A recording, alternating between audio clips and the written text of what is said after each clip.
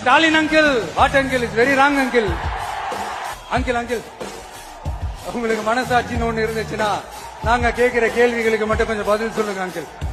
நீங்க நடத்துற இந்த ஆட்சியில நேர்மை இருக்கா, நியாயம் இருக்கா, ஊழல் இல்லாம இருக்கா, சட்டம் ஒழுங்கு சரியா இருக்கா, பெண்களுக்கு பாதுகாப்பு இருக்கா, பொதுமக்களுக்கு பாதுகாப்பு இருக்கா, இயற்கை வளங்களுக்கு பாதுகாப்பு இருக்கா?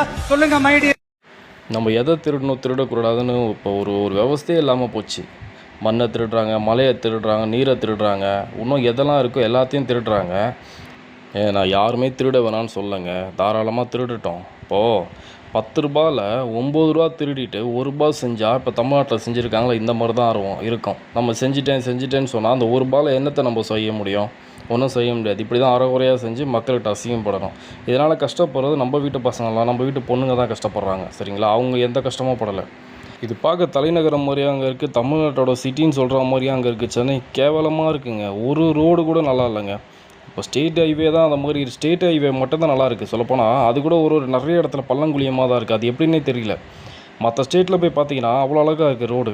எல்லாமே ஊழலுங்க. ஊழலில் போட்டால் அந்த இவங்களை ஊழல்வாதின்னு சொல்கிறதோட திருடர்கள் தானங்க சொல்லணும். ஏன்னா ஊழல்வாதி கூட பாதி திருடிட்டு பாதி போட்டுருவான். இவங்க மொத்தத்தையும் திருடி இருக்காங்க, ஒன்றுமே போடலை. இந்த மாதிரி ரோடு போட்டிருந்தா நம்ம ஊர் கவர்மெண்ட்டுக்கு அறிவு இருந்து தான் பண்றீங்களா இல்லை இல்லாம தான் பண்ணீங்களா எனக்கு தெரியல. கான்ட்ராக்ட் எடுக்கிறீங்க, கரெக்ட். கான்ட்ராக்ட் எடுக்கும் போது இந்த இடத்துல ஸ்லோப் போகணுன்ற ஒரு பேசிக் நாலேஜ் கூட உங்களுக்கு கிடையாதா? மழை பெஞ்சதுன்னா ஃபுல்லா தண்ணி உள்ள போகும். தண்ணிக்கு என்ன ஃபெசிலிட்டி முதல்ல நீங்க வடிகால் நீங்க எங்க வச்சிருக்கீங்க? கவர்மெண்ட் எங்க வச்சிருக்கீங்க வடிகால்? வடிகாலே கிடையாது.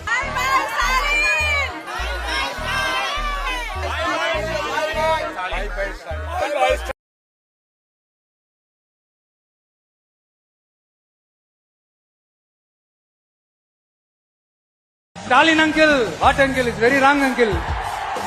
Uncle.